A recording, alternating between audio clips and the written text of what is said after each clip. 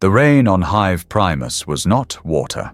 It was a chemical slurry, a cocktail of acidic runoff and atmospheric condensate that slicked the permacrete streets with an oily rainbow sheen. Trooper Varus of the 88th Volpone Void Dragoons huddled deeper into his greatcoat, the fabric stiff and smelling of ozone and mold. He was on leave, a meaningless distinction in a city that never slept, never breathed, never offered peace. He clutched the silver aquila hanging around his neck, its weight usually a comfort, a solid point of faith in a galaxy of madness. Tonight it felt like just another piece of cold metal. He was waiting for a ration vendor, one who supposedly sold actual vat-grown meat instead of the usual nutrient paste. The queue was long, a miserable serpent of damp uniforms and ragged civilian fatigues all pressed together under the flickering, buzzing neon signs that proclaimed fealty to the God Emperor in stuttering, dying light. A preacher, his voice box whining with feedback, was screaming scripture from a raised platform, his words lost in the clang of manufacturum hammers and the constant dull roar of the city. Then the feeling came. It was not a sound. It was not a smell, though Varus's stomach instantly clenched, a wave of profound nausea, threatening to empty his guts onto the street. It was a cold that did not touch the skin but pierced the soul. The preacher's voice cracked. He stopped mid-sermon, clutching his throat as if choked. The crowd, moments before a restless, grumbling mass, fell utterly silent. The buzzing of the neon signs seemed to thin, to become brittle. Varus looked down at his hand. The aquila. It wasn't just cold, it felt void, empty, a lie. A flicker of pure, unadulterated terror seized his heart. For the first time in his 10 years of service fighting orcs on Scintilla and heretics in the Calixis sector, Trooper Varus felt his faith falter. The divine protection he had always felt, the golden light of the master of mankind, was not just distant. It was gone, snuffed out. He was alone, utterly terribly alone in a cold, godless universe. A shape was moving through the crowd. The mass of people, so tightly packed, parted like water before the prow of a ship. They did not move with courtesy. They recoiled, scrambling over one another, pressing themselves against the damp walls, their faces pale with a primal, inexplicable revulsion. They didn't know why. They just knew they had to get away. The figure was cloaked, hooded, of average height and build, indistinguishable. Yet as it passed, the very air seemed to curdle. The chemical rain hissed as it touched the figure's robes, but it did not steam. It seemed to be unmade. Varus felt a new emotion, one that displaced the terror and the nausea. It was hatred. A pure, bottomless, violent hatred that flared in his chest, demanding he raise his laser gun and incinerate the thing that walked among them. He loathed it. He loathed it with a purity he had only ever reserved for the Xeno and the demon. He wanted it dead. He wanted it erased from existence simply for being. The figure passed his position in the queue. Varus's hand shaking went to his sidearm. His fingers fumbled with the clasp. His teeth ground together so hard his jaw ached. The figure did not look at him. It just walked, a bubble of perfect, agonizing silence in the heart of the roaring hive. It turned a corner, disappearing into an alleyway choked with refuse. And just like that, the warmth returned. The preacher gasped, falling to his knees, sobbing and praising the Emperor for his deliverance. The crowd shudder flew back together, a collective sigh escaping their lips. The nausea in Varus's stomach subsided, leaving a sour metallic taste. The buzz of the neon lights felt warm again. He looked down at his aquila, the terror of its emptiness fading, replaced by the familiar, comforting certainty of his faith. He felt saved, as if he had just stepped back from the edge of a precipice he hadn't even seen. He crossed himself, his hand trembling.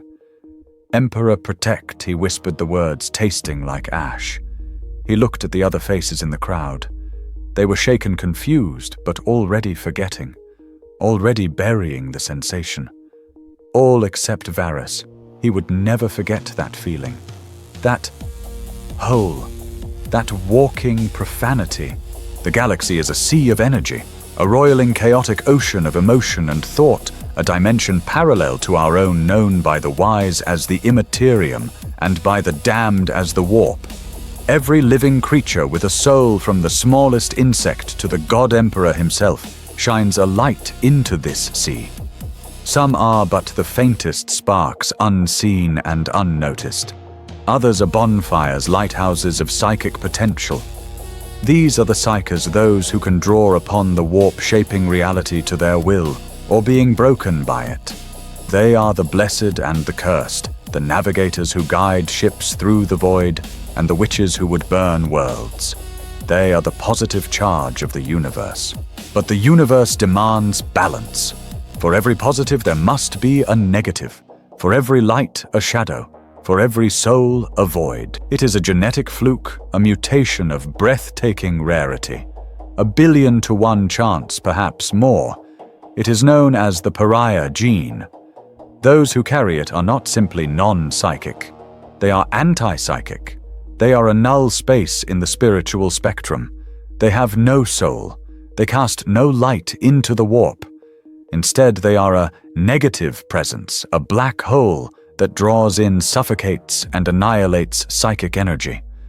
Their very existence is a discordant, silent scream that drowns out the music of the Imperium. This is not a mere absence, it is an active, aggressive negation. To a normal human, proximity to a pariah, or a blank, as they are often called, is deeply unsettling. It is the feeling Trooper Varys experienced, the sudden chill, the nausea, the unreasoning fear, the instinctive, violent hatred. It is the sensation of one's own soul shrinking, recoiling from an ontological abyss. Faith withers, hope dies, courage evaporates. They are a walking blasphemy, a living refutation of all things spiritual, of the very light of the Emperor. To a Psyker, the feeling is infinitely worse. To be near a blank is not just uncomfortable, it is agony.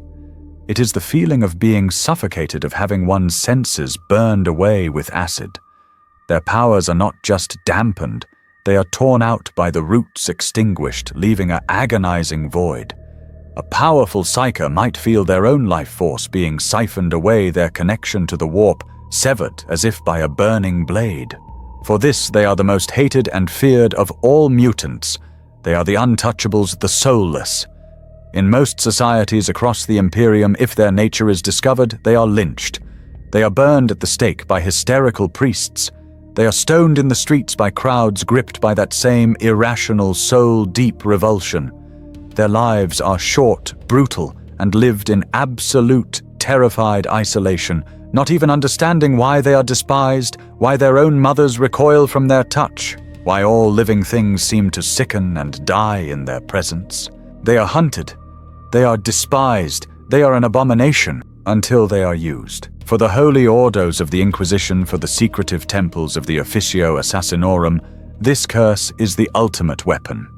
In a galaxy besieged by demonic incursions, heretical cults, and rogue Psykers, the blank is not a mutant to be purged. They are an asset to be honed. They are the living scalpel that can cut out the warp-spawned cancer. They are the one force in the universe that a demon truly instinctively fears. They are captured, snatched by the dark transports of the black ships which, scouring the galaxy for Psykers, sometimes find these opposites. They are taken to hidden fortresses, to places like the Colexus Temple, a place of absolute silence and shadow. There they are stripped of their past, their names, their humanity. They are trained, augmented, and turned into perfect, soulless killing machines. They are taught to weaponize the very void that makes them monsters. They become the ultimate assassins, ghosts who can walk unseen by psychic wards, who can kill a powerful sorcerer with a single touch, whose very presence is a weapon more potent than any blade. They are the Imperium's necessary horrific paradox, the soulless saving the souls of mankind. And deep within one such fortress, in a sterile cell, kept at a temperature just above freezing, a young human, gender indeterminate name, forgotten, sat on a metal slab. It did not feel the cold. It did not feel hope or despair or fear. It felt nothing. It was a perfectly crafted tool waiting for a command. Its designation was Subject K-88, and its story was not one of life, but of the agonizing vacuum it left in its wake. The child was born in the underhive of Gorgonus Secundus, in a cramped hab unit, thick with the smell of recycled air and fungal rust. The birth was silent. The mother Elara braced for the piercing, life-affirming scream of a newborn. It never came. The med servitor, its optical lens glowing a dull red in the gloom, deposited the swaddled infant into her arms and retracted its metal claws, clicking. Elara looked down. The child was alive. Its eyes were open wide and dark, watching her with a stillness that was deeply unsettling. It did not cry, it did not wriggle, it just was. Elara waited for the rush of warmth, the divine biological imperative of love that the preachers spoke of. She waited for the connection. Nothing came. There was only a sudden hollow coldness, a sensation like falling. She felt a profound and horrifying emptiness where her newfound joy should have been. She checked the child frantically, thinking it was sick stillborn wrong, but it was breathing. Its skin was warm to her physical touch, yet her soul shivered.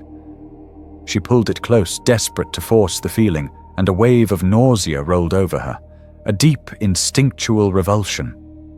She choked it back, horrified at herself. "My child," she whispered, but the words felt like a lie in her mouth. She was holding a stranger, a void. Life in the underhive was a constant struggle, but now a new kind of decay set in. The child which Elara never named grew, but the silence remained. It never cried for food. It never gurgled or laughed. It just watched. Its presence was a weight. Elara found herself weeping for hours, a bone-deep despair settling over her that felt heavier than the hive city's plasteel sky. She would sit in the furthest corner of the one-room hab just to be away from the child's cot. The small, caged grox rat her husband had kept before he died in a manufactorum accident was found dead one morning. It hadn't starved. It was just still, its small body withered as if it had simply forgotten how to live. The neighbors stopped visiting. First, they would pause at her door, complaining of a sudden sickness, a chill in their bones. Then they stopped coming entirely, making the sign of the Aquila as they hurried past her doorway.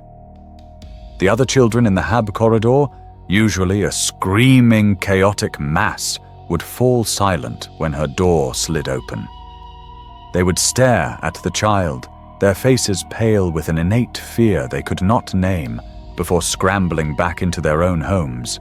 The child, now a toddler, learned to walk in an apartment of absolute silence. It learned that to approach another living thing was to cause pain or fear. It once reached out a small hand to another child in the corridor, a simple gesture of curiosity. The other child shrieked a raw sound of absolute terror, as if it had been touched by white-hot iron, and fled, sobbing. The child learned to stay away. It learned to live in the bubble of emptiness that surrounded it. It did not understand why. It only understood that it was alone. One day a wandering confessor, his robes stained, and his face scarred by zeal, came to their hab level, spreading the word of the Emperor's divine light. He went from door to door, offering blessings, his voice a gravelly boom that promised salvation from the grime and the misery. He arrived at Elara's door. She dragged the child forward, desperate. "Bless him, Father," she begged, her voice thin. "He is quiet. Bless him with the Emperor's warmth." The confessor smiled a rictus of piety and raised his holy symbol-laden staff. "All are beloved by the master of mankind, daughter." His light. He stopped. His voice died in his throat. He was looking at the child. The child was looking back, its dark, empty eyes a perfect vacuum. The confessor's smile vanished, replaced by a look of sudden, profound confusion, then fear. He could feel it. The warmth of his faith, the roaring fire of the Emperor's presence that he had carried within him for 40 years, was gone. It was not just quieted. It was extinguished as if a door had been slammed shut in his soul. He was just a man in a cold room facing a thing. What is this? He stammered, taking a step back. Bless him, Ilara cried again. The confessor, trembling, unhooked a small tin aquila from his belt and thrust it at the child. Take it, child. Feel the Emperor's gaze. The child took the metal eagle. It held it. It turned it over in its small hands. It felt the sharp edges, the cold metal. It felt nothing else. There was no warmth, no light, no gaze. It was just a shape. It looked up at the confessor, its expression unchanged, empty. The confessor let out a small, strangled gasp. He snatched his hand back as if the child's skin were on fire. Soulless, he whispered, his eyes wide with a terror that was not of this world. Abomination. By the throne, it has no. He didn't finish. He turned and fled, scrambling down the corridor, chanting prayers of purgation at the top of his lungs, leaving Ilara alone with the child who still held the small, meaningless aquila in its hand. She finally understood. Her child was not sick. It was not cursed. It was empty. And it was a blasphemy just by existing. The child was 6 years old when the running man burst into the hab corridor. He was thin, draped in rags, and his eyes were wide with a manic electric energy. A faint violet corona flickered around his skin, and the air crackled with ozone as he ran sobbing and muttering. He was a Psyker, a weirdvein, one of the unsanctioned, whose mind had been cracked open by the warp, letting the madness spill out.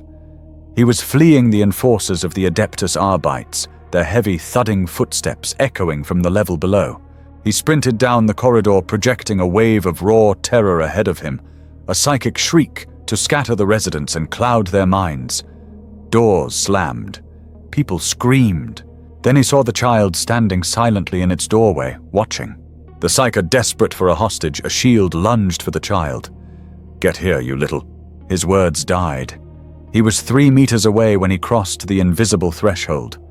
The violet corona around his body did not just flicker. It vanished as if a switch had been thrown. The ozone smell was gone.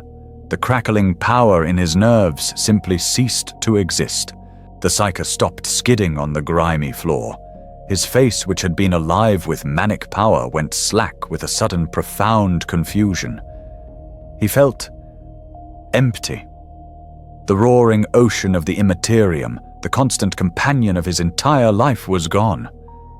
There was only silence. A terrible, suffocating, absolute silence.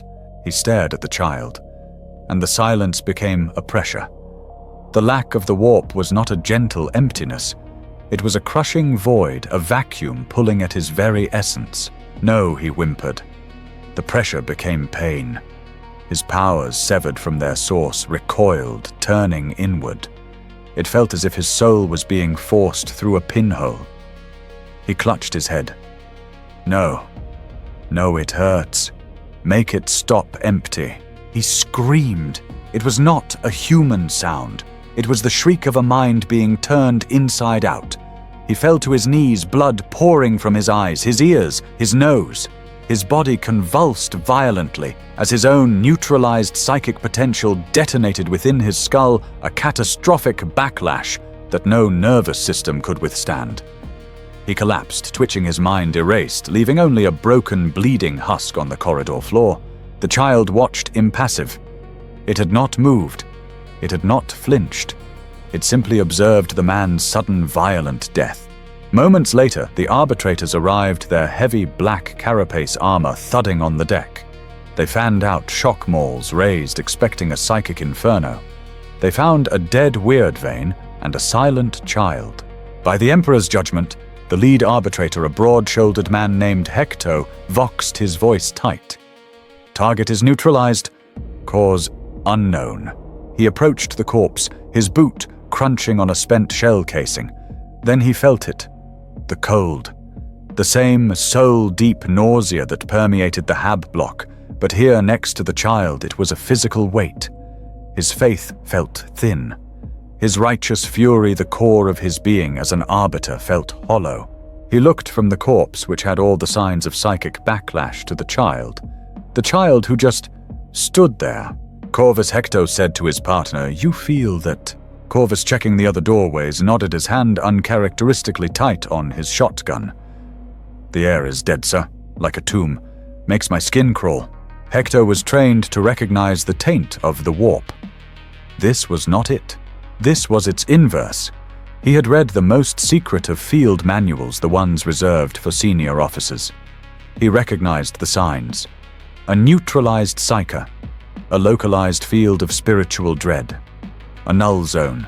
He raised his gauntleted hand not at the child, but to halt his squad. "Hold position. This is not a cleansing operation. This is retrieval." He pointed at the child. "The asset is the source." The other troopers looked at the small figure, and the revulsion on their hidden faces was obvious even over the vox. "Sir, it's just a child." "It is not a child."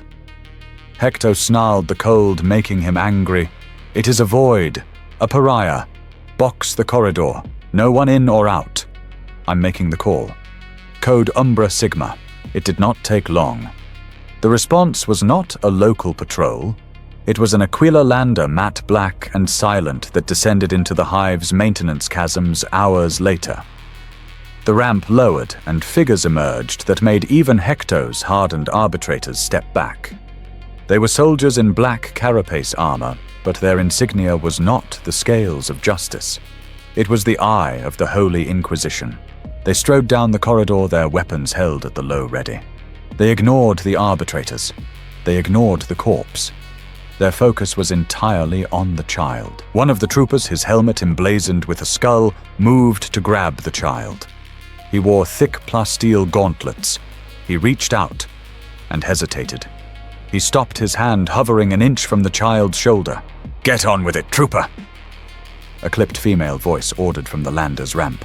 The trooper growled, his voice a strained rasp over the vox. "Throne. It feels unclean." He forced his hand forward, his fingers closing around the child's thin arm. He flinched, a full body shudder, as if he had plunged his hand into something indescribably rotten. He hated it. He hated the child with a sudden, violent intensity. He ripped the child off its feet, dragging it bodily toward the lander, his every movement radiating disgust. This was the first time the child understood. This giant, terrifying warrior encased in armor that could stop a bolter shell was not just afraid. He was repulsed. Repulsed by a simple touch. The child was hooded, a black, suffocating bag pulled over its head. It was dragged onto the ship. It heard its mother Ilara watching from the doorway. She was not crying. She was not protesting. The child heard her let out a long, shuddering sigh, the sound of a crushing weight finally being lifted. The lander's ramp sealed, plunging the child into darkness and the heavy thrum of engines. The cold, silent journey had begun. The black ship moved in silence. K-88 did not know how long it had been aboard. Days and nights merged into a single cold block of time, spent in an iron cage within a frigid cargo hold, utterly segregated from the rest of the crew. The guards who delivered sustenance, a tasteless, odorless nutrient gruel, never spoke. They delivered the tray using long mechanical tongs, their armored bodies visibly recoiling, as if K-88 were the source of a virulent plague. K-88 did not care. Their revulsion was a constant like gravity. Finally, the ship stopped. The place K-88 was taken had no name. It was not a fortress, it was a sepulchre. A vast, sprawling structure of black obsidian that floated in a starless, sunless void. No aquilus adorned its walls. No statues of imperial heroes stood in its cavernous halls. There were no windows. There was only silence, a silence so profound, so heavy it felt correct. For the first time in its existence, K-88 felt something akin to peace. The external cold, the external emptiness matched the void within. The processing was swift and inhuman. K-88 was stripped by robotic arms, scoured by chemical sprays that burned the eyes with the sharp stink of ammonia and shaved bare. Not one living human hand made contact. Standing naked and shivering in a sterile white decontamination chamber, a voice emerged from a vox grill. It was dry, toneless like metal scraping stone. You have no name. You have no past. You have no family. Whatever you were is erased. You are a mutation, a flaw, an abomination. Here we will grant you purpose. Here your abomination will be forged into a weapon. You are the property of the Officio Assassinorum. You belong to the Colexus Temple.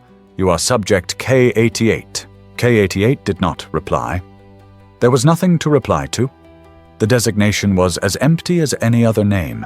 The following years were a brutal, relentless cycle of training in absolute isolation. K-88 never saw the face of an instructor. All commands came from disembodied voices over the Vox network. All corrections from automated electric shocks or stinging warning shots from ceiling-mounted LAS turrets. Subject K-88, your evasion maneuver was 0.3 seconds too slow. Accept punishment. A blinding, localized flash of pain. Repeat. K-88 learned to fight. Not as a soldier, but as a phantom. How to break a neck in absolute silence. How to move across pressure sensors without registering a single gram of weight. How to hide not by using shadow, but by using its null field to make a sentry's mind want to look away, to have their attention slide past its presence as if it were simply a patch of uninteresting air. They issued the Sin Skin. It was a black, slick bodysuit smooth as a serpent's scale and cold as the void. It did not just protect, it helped to focus and shape K-88's nothingness. Wearing it, K-88 felt the void that surrounded it compress, becoming dense and controllable. And then they brought the helm. The Animus Speculum. It was a monstrous thing, a faceless helmet dominated by a single cyclopean lens and a complex network of humming cables and tubes. When it was locked into place, K-88's world vanished, replaced by a visual feed of heat signatures and energy patterns. Its true function was more terrible. The instructors explained that the helm siphoned the ambient psychic energy from the environment, the fear, the anger, even the raw warp stuff of a ritual, and converted it into a weapon. It turned K-88 from a passive black hole into an active cannon, but to control the weapon, K-88 had to understand its power. That was when the endurance tests began. K-88 was locked in a chamber. Facing it was a thick, transparent plasteel wall. Beyond it, another cell. Subject K-88, the toneless voice commanded. Observe. A slide door opened in the opposing cell, and a man was thrown inside. He was gaunt, his eyes wide and manic, a faint, sickly green aura flickering around him. A Psyker. I am the prophet of the Psyker began to rave, his voice rising. Activate field, the voice ordered. A small aperture slid open in the wall between the two cells, no larger than a fist, allowing K-88's null field to spill across. The Psyker instantly fell silent. He froze, his expression of manic glee replaced by one of profound confusion. What is that? The light? Where did it go? He looked around, panicked, clawing at his ears. I can't hear the voices anymore. Advance K-88, the voice commanded. K-88 took one step toward the glass. On the other side, the Psyker screamed. It was a sound K-88 had never heard before. Not a scream of anger or physical pain. It was the sound of a soul being shredded. He fell to the floor, convulsing, clawing at his own temples. It's pulling. It's tearing me apart. He shrieked, his voice wet. Blood began to pour from his eyes, his ears, his nose. Please close it. Close the hole. Please, Emperor, save me. It's empty, empty. Observe K-88, the voice said, its pitch unchanging, cold as ice. This is the enemy. This is the heretic. Its pain is purification. Its screams are your victory. Feel nothing. You are nothing. K-88 stood there, watching the man convulse to death in a spreading pool of his own blood. K-88 felt nothing. No disgust, no pity, no satisfaction, only silence. This was repeated. Daily. Different Psykers. Some were strong, lashing out with psychic bolts, only to see them dissolve into harmless, swirling vapor feet from K-88's cell. Some were weak, simply collapsing into a coma and dying from the sheer spiritual shock. Their screams were piped into K-88's cell, a constant background noise as it ate as it slept. The screams of the dying were the only lullaby of the Colexus temple. The brainwashing was total. Psychoconditioners and painful invasive chemical therapies had burned away every last trace of its past. The memory of a cramped hive apartment of a woman with disgusted eyes of a cold tin Aquila, all of it faded, dissolving into a meaningless grey fog. Only the orders remained, only the mission. One day the cell door slid open. K-88, now fully grown tall and lithe in the midnight black sin skin, stood without being told. "Subject K-88, the voice chimed. "You have completed your training. You are no longer a subject. You are an instrument.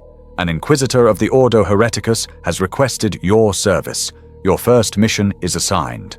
K-88 stepped out of the cell, the animus speculum clipped securely to its hip. It was ready.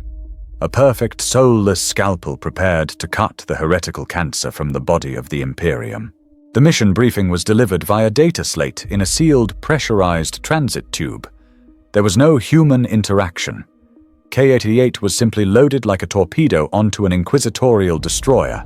The target was designated Heretic Alpha Garman, a minor demagogue on the industrial moon of Cygnus III. Garman, a psyker of low-grade, unsanctioned power, had whipped a manufacturing workforce into a messianic frenzy. He preached of a coming dawn and promised them gifts from the Star Father. Productivity had plummeted.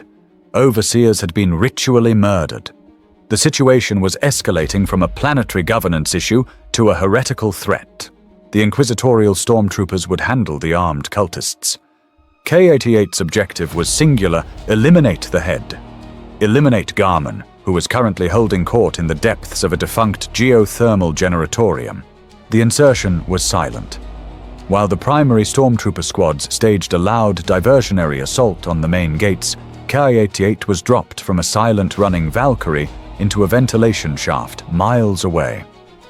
The sin skin rendered K-88 practically invisible to the moon's pale light. K-88 moved through the rusting labyrinthine tunnels of the generatorium. The air was thick with the smell of unwashed bodies' incense and a faint electric tang of ozone. The heretics' chanting grew louder, a rhythmic pulsing thrum that K-88 could not feel, but could hear as a simple vibration.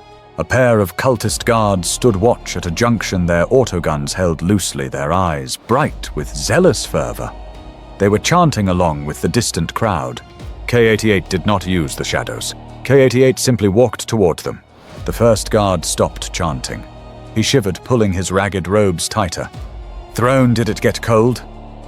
He muttered, his breath fogging. The second guard turned, his face suddenly pale and clammy. What was that?"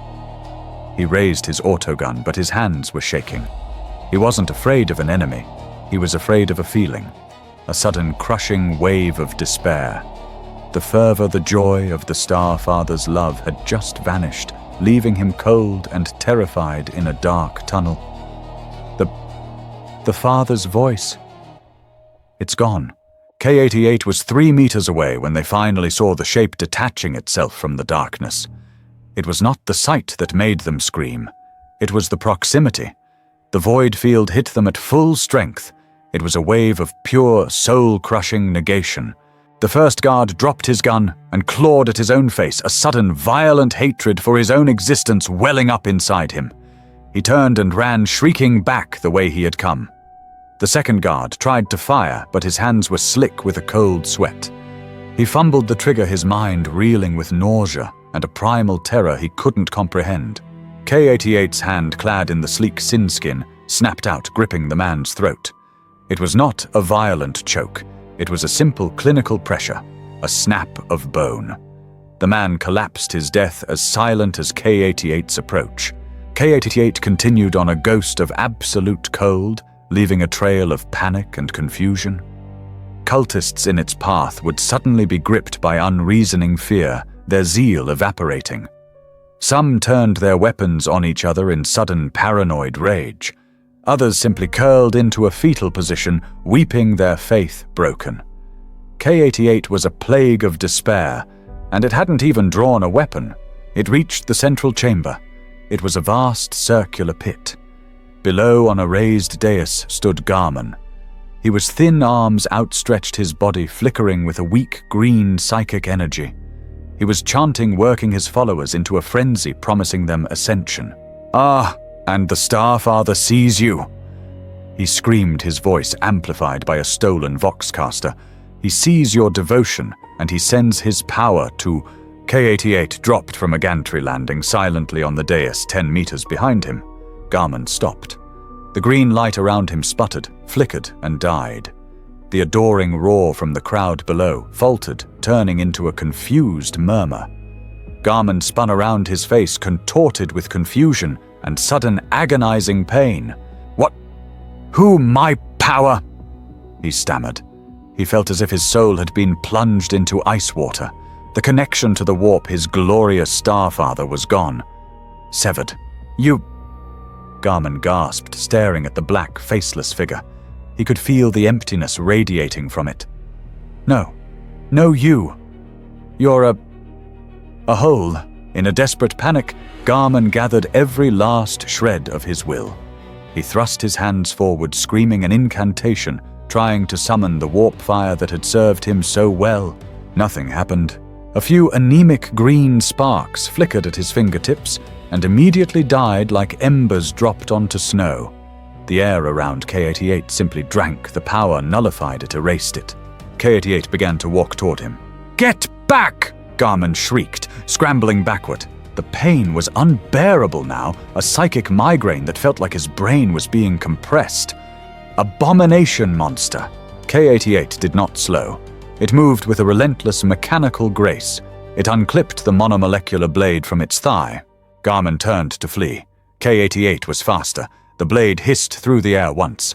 Garman's head tumbled from his shoulders, his ecstatic expression frozen in a mask of terror. His body collapsed, and the crowd of cultists, their psychic master suddenly gone, and the soul-chilling presence of the blank washing over them broke. Their ecstasy shattered, replaced by a wave of mass hysteria and terror. They trampled one another to escape the chamber. K-88 stood over the body, its head slightly cocked. It wiped the blade clean on the heretic's robes, the motion economical and precise.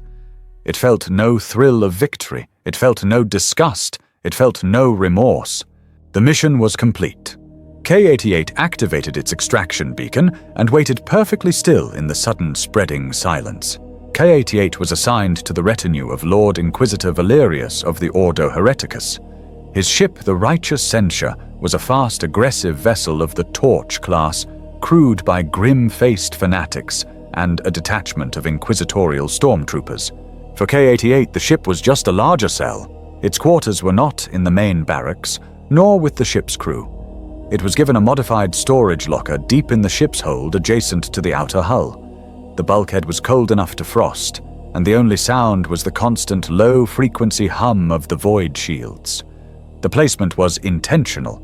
It kept K-88's field as far away from the ship's vital personnel, the astropath, the navigator, the bridge crew, as possible. A single red light bulb illuminated the small metal room. K-88 sat on a metal slab, unmoving sometimes for days. It did not require entertainment. It did not require comfort. It only required orders. But it was not always in its cell. Sometimes it was required to move through the ship either for transit to a briefing room or for deployment. These passages were an exercise in social revulsion. The corridors of the Censure were narrow, and the crew learned to recognize the unique, echoing silence of K-88's approach. They would not run. They were too disciplined for that. But they would react. Hardened stormtroopers, men and women who had charged fortified heretic positions without flinching, would press themselves flat against the bulkheads, their faces pale, their knuckles white on their laser guns. They would stare rigidly ahead, their breathing shallow, as if trying not to inhale the air around K-88. Their eyes would track it with a mixture of pure animalistic fear and a deep, seething hatred. They loathed it. They loathed the chill it brought, the way it made the small aquila on their armor feel like a worthless cold pebble. No one ever spoke. To speak to K-88 was unthinkable. It was like attempting to have a conversation with a plague or a walking vacuum. They referred to it only as the asset or it. Even the ship's servitors, mindless lobotomized cyborgs, were affected. A cleaning servitor trundling down the corridor would halt as K-88 approached. Its simple biological components would shudder, its cogitators whirring with errors as the null field washed over it. Its mechanical arms would twitch erratically, spilling foul nutrient water onto the deck plates before its systems would crash and reboot its optical lens dark. In the mess hall, if K-88 was brought in always alone, never during the main mealtimes, the galley serfs would leave its tray on the furthest table and flee the room making warding signs. K-88 would eat its rations in a cavernous, empty room, surrounded by dozens of tables where hours before there had been laughter, arguments, and camaraderie. K-88 observed this. It processed the data. From its isolated position, it could sometimes see the stormtroopers in their barracks chapel. It watched them gather before a mission. They would clean their weapons, yes, but they would also pray. A grizzled sergeant would lead them in a litany, their voices rising together, a shared bond of faith that made them strong, that made them fearless. They would clasp each other's shoulders. They would share crude jokes, their laughter sharp and alive. They would pass around charms, dog-eared devotional texts, small tokens of their shared humanity. K-88 watched this through a viewport. It registered the elevated heart rates, the neurochemical signatures of adrenaline, loyalty, and spiritual fervor. It understood on a purely intellectual level that these soldiers were drawing strength from an intangible source. They were connecting to each other and to their emperor. K-88 looked down at its own black-gloved hands. It tried to simulate the feeling. It tried to feel faith. It could not. It tried to feel camaraderie. It could not. There was nothing there to feel with. It knew with the cold certainty of a cogitator processing a sum that it was fundamentally lacking. It was not just different, it was incomplete. It was a perfectly crafted tool, a living weapon, and that was all. It saw the life of the crew, the warmth, the light, the very thing it was deployed to protect. And it knew with absolute finality that it would never, ever be a part of it. It was and would always be the thing on the outside, the walking dead zone, the living embodiment of the cold, silent void. The briefing room was dark, illuminated only by the flickering light of a central hollow projector.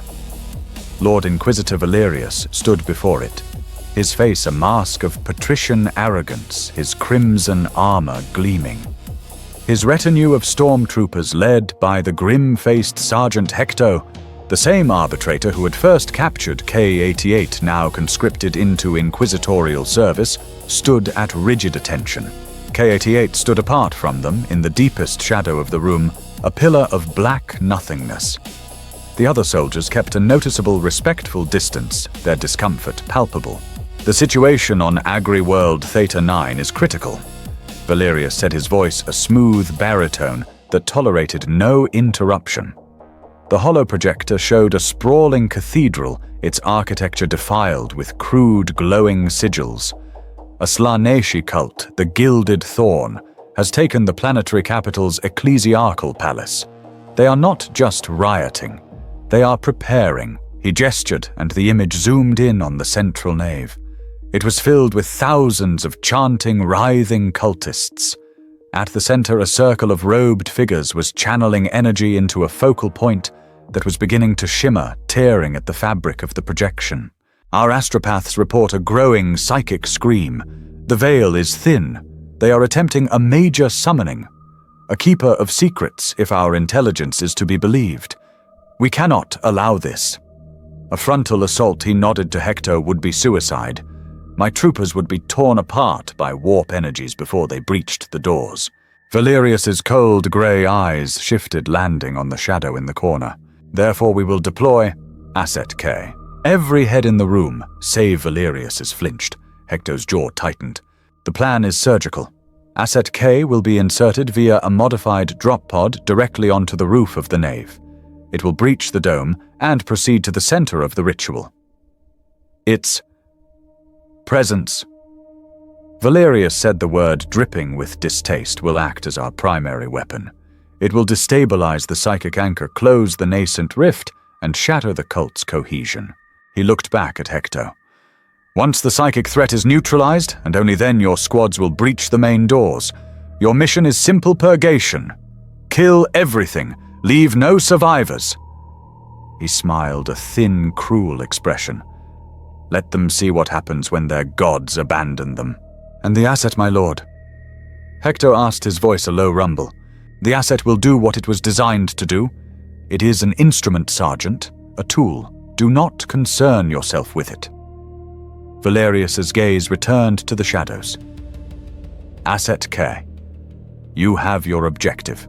Neutralize the ritual. Do not deviate. K-88 gave a single slow nod. There was no fear, no anticipation, just the processing of a command. The deployment was brutal and direct. K-88 was locked into a narrow coffin-like pod. There were no stabilization fields. It was simply dropped from the Censure's bomb bay, a living projectile aimed at the heart of the heresy.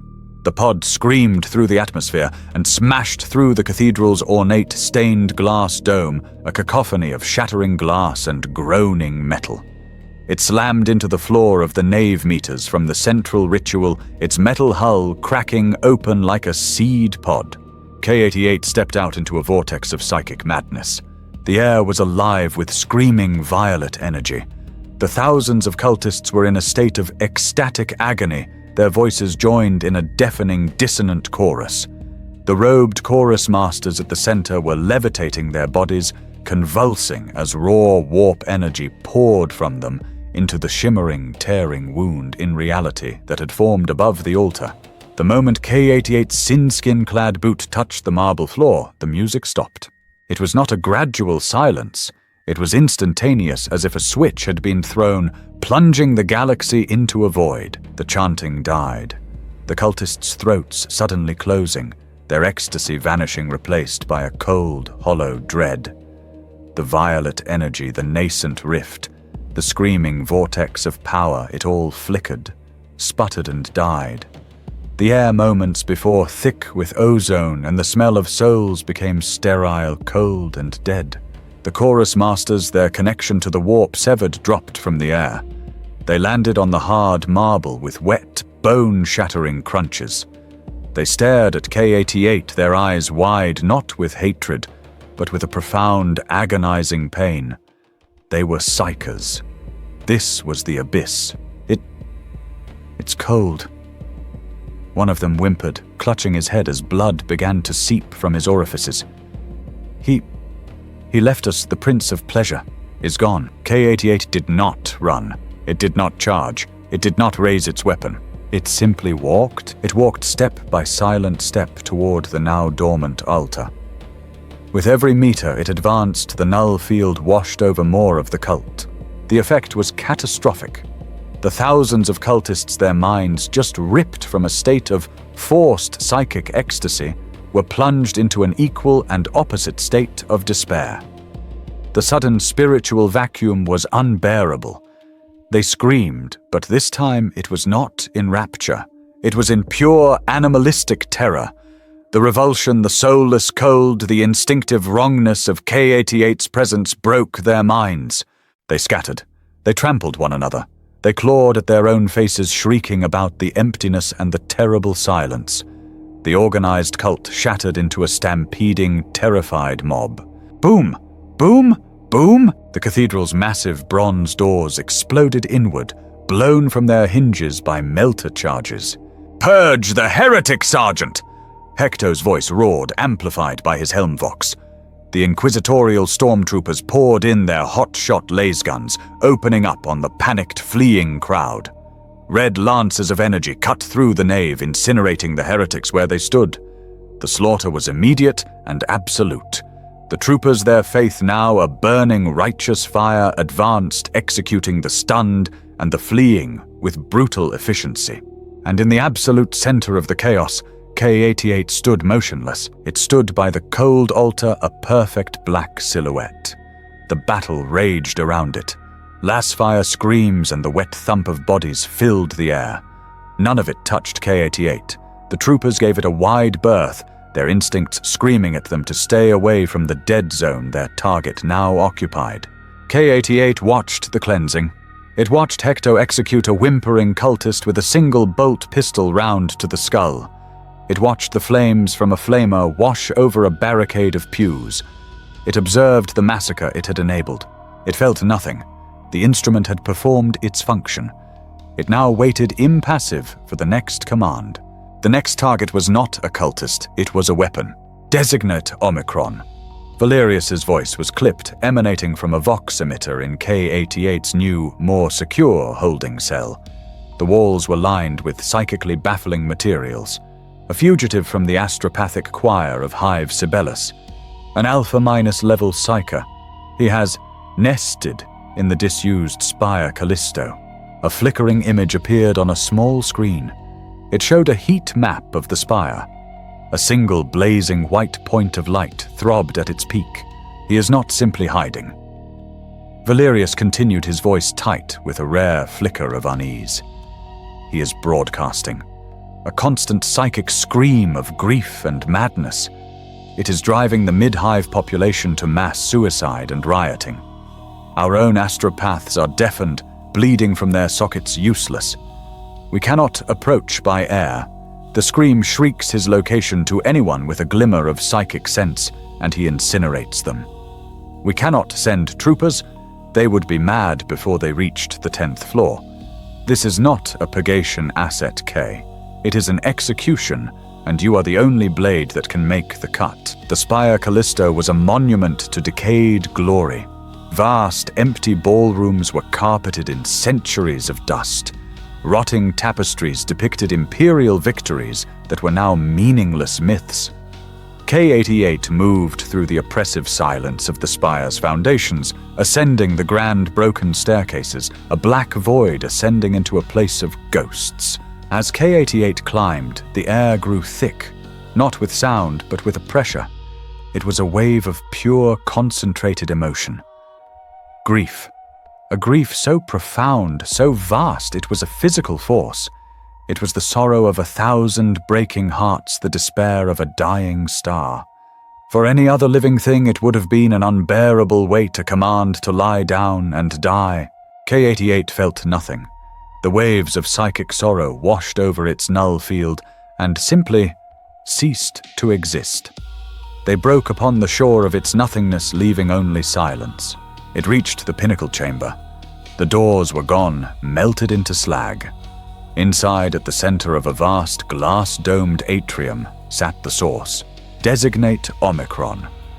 He was a frail man fused to the central console of what had once been the Spire's master astropathic relay station. Wires and cables had burrowed into his flesh. His eyes were gone, burned out, leaving only empty, weeping sockets. His mouth was open in a constant, silent "oh" of agony. From him, in all directions, pulsed the visible, shimmering waves of the sorrow scream. He was a lighthouse of pure, weaponized despair. He did not sense K-88's approach, not until the null field touched the edge of his power. The moment K-88 stepped into the atrium, the pulsing waves of energy stopped. The man Omicron gasped a terrible, wet sound. His body arched in the chair, a spasm of pure, undiluted agony. The constant roaring ocean of the Imperium he had been channeling, the music of his grief was not just silenced. It was choked. The connection was strangled. Cold, he shrieked, his voice raw. He hadn't used it in years. So, cold who is? It hurts, it burns. This was not like the low-grade cultists. Omicron was an Alpha-. He was a gateway to the warp, a living conduit of immense power, and K-88's presence was like slamming that gateway shut. The resulting pressure was unimaginable. But this time the pain was two-way. K-88 stopped its head tilting. It felt a sensation. The sheer raw magnitude of the power it was nullifying was so great that it was creating a physical backlash. It was not a psychic feeling. It was a physical, agonizing cold, a static charge that made K-88's sin skin crackle and smoke. The animus speculum's lens whined a high-pitched screaming sound as it tried to process the impossible feedback. K-88 felt its own nerves burn, not with warp fire, but with the freezing, sterile energy of a star being snuffed out. It was like plunging its hands into liquid nitrogen. Omicron thrashed in his throne, blood pouring from his empty sockets. "You are hollow a nothing, they sent a nothing to kill me." He knew he was dead. The cold was inside him, severing his soul, extinguishing his light. In a final desperate act of defiance and madness, he chose not to flee. He chose to attack. "If I am a scream, then hear me," he roared. He did not throw a bolt of lightning. He did not try to crush K-88 with force. He did the one thing a blank was never meant to withstand. He opened himself. Completely. He dropped every barrier, every filter, and channeled the entirety of his alpha-level essence, the full, unbound, storming power of the Imperium he was connected to, and pushed it.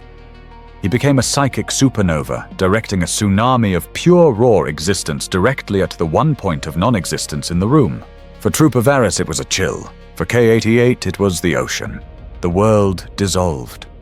The outline from the prompt was drowned in acid, and it was true. K-88 was struck by a wave of pure everything. Emotion, color, sound, life, death, joy, hatred, time, space, a billion souls screaming in unison. For a being of total emptiness, it was the ultimate agonizing violation. K-88's animus speculum exploded. The lens shattered, sending a spray of crystalline fragments across the room. The Sinskin's power conduits overloaded, glowing white-hot, and then going dark.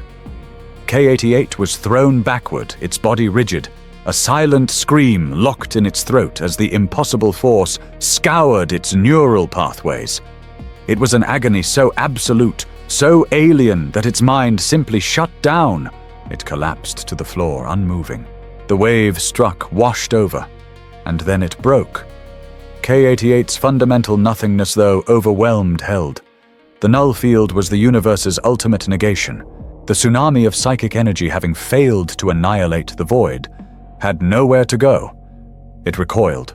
It snapped back into Omicron. The Psyker's body, having just channeled the power of a god, was hit by that same power in reverse. His frail human form could not contain the feedback loop. He didn't just die, he detonated. There was no sound, just a flash of sickening green-black light. When it faded, Omicron was gone. The throne was empty save for a pile of black crystalline ash and the smell of ozone. The sorrow scream across the hive stopped, instantly replaced by a profound, confused silence. Seconds later, K-88 stirred. Its body convulsed. System warnings, red and critical, flared across its cracked internal HUD. Neural trauma detected. Biofeedback severe. Animus speculum offline. K-88 pushed itself up, its movements stiff, broken. It had survived. It was damaged. The instrument was not invincible. It felt a strange, new sensation, the echo of pain. It stood unsteady. It looked at the pile of ash. It looked at its own smoking, twitching hands. Then it turned and began the long, limping descent out of the now truly silent spire. The damage from the encounter with Omicron was inconvenient. K-88's internal system slowly repaired, but the animus speculum was gone shattered.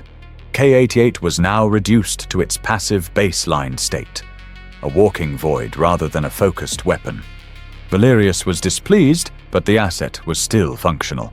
The next operation was a simple purge of a Genestealer taint in a derelict Medici station. The threat was primarily physical, but Valerius deployed K-88 alongside Sergeant Hector's squad, just in case, as he put it. The firefight was brutal. Close quarters, the flash of autoguns, and the shriek of tyrannid bioweaponry echoing in the sterile, white corridors. K-88 moved through the fight like a ghost, its monomolecular blade a silent whisper cutting down Xenos that got too close. But K-88 was not a frontline soldier. Its movements, while precise, lacked the fluid, practiced violence of the stormtroopers. A trooper, a young man named Peter, was caught by a burst of acidic bioplasma. The shot melted through his chest plate, fusing armor and flesh. He fell screaming, his hot-shot laser gun clattering to the floor. The rest of the squad, led by Hecto, pushed forward, driving the Xenos back. "Man down," Hecto voxed. "No time, press the attack, purge them." The fight moved on down the corridor, the sounds of gunfire and roars receding. K-88 remained its primary psychic hunting function, not required its secondary objective unclear. It stood over the fallen trooper Peter. The man was dying. His breathing was a wet, bubbling rasp. The pain was clearly immense. He was grasping at the aquila on his neck chain, his gauntleted fingers fumbling. "Emperor! Emperor, it hurts! Mother! By the throne! So cold!" He whimpered, his eyes wide with pain and fear. K-88 watched him. It tilted its head. It processed the scene. Data input: a human ally. Severe physical trauma. Expressing distress. Displaying iconography of faith for comfort. Cross-reference Chapter 5. Observation. Barracks chapel. Troopers. Camaraderie. Physical contact, clasping shoulders used to signify support and alleviate distress. Conclusion: a physical gesture of comfort is the correct programmed response. K-88's internal logic, fractured and reformed by the temple's conditioning, was flawless. It was an instrument of the Imperium, and this was a component of the Imperium. It was malfunctioning. K-88 would assist. Its movements were mechanical, almost gentle. It knelt beside the dying trooper. Peter's vision was swimming, blurring. He saw the black, faceless shape kneel over him. K-88, acting on its observation, did something it had never been trained to do. It did something it had not done since it was a child reaching for another. Slowly it reached up and unsealed the glove on its right hand. The slick black sin skin peeled back, revealing pale, cold, human-looking skin. It remembered the gesture, the clasping of shoulders. It reached its bare hand out, intending to place it on Peter's pauldron, or perhaps his hand, to complete the observed ritual of comfort. Peter's whimpering stopped. As the bare, soulless flesh of K-88 approached, the trooper's physical agony was instantly completely eclipsed by a new, infinitely greater horror. The cold, the wrongness, the void. It washed over him not as a dull chill, but as an active, soul-sucking abyss. The dim light of his faith, the last flickering candle of his soul as he prepared to meet the Emperor, was not just snuffed out. It was violated, torn apart. He felt an emptiness so profound it was worse than any death, worse than any Xenos. His dying eyes flew wide. He found a last terrified burst of adrenaline. "No!" he shrieked, a sound far louder than his ruined lungs should have allowed. He tried to scramble back, his legs kicking uselessly in his own blood. "Get away! Get it away, monster!" He wasn't screaming at an enemy. He was screaming at a profanity. Don't let it touch me, Emperor! No, I'd rather die! Get it away!" K-88 paused. Its bare hand hovered in the air, inches from the trooper's trembling armor. New data attempted comfort protocol. Set a catastrophic failure. Result: extreme terror rejection. K-88's hand remained frozen for a second longer. It was processing the paradox. The very act of attempting a human connection was to a human the most monstrous act of all. The trooper Peter gave one last sobbing gasp, his eyes fixed on K-88's pale hand. "Unclean monster," he whispered. And with a final shuddering convulsion of pure spiritual revulsion, he died. He had died not from his wounds, but from the terror of the thing that tried to comfort him. K-88 stared at its own hand. Slowly it retracted it. It watched the pale, humanoid fingers flex. Then, with a smooth, mechanical motion, it pulled the black sin-skin glove back on, sealing it with a quiet hiss. It stood up, its purpose fulfilled, though not as intended. The asset was neutralized. K-88 turned and walked silently down the corridor, leaving the body behind, rejoining the sound of the distant cleansing fire. It had learned a vital lesson. It could not save. It could not comfort.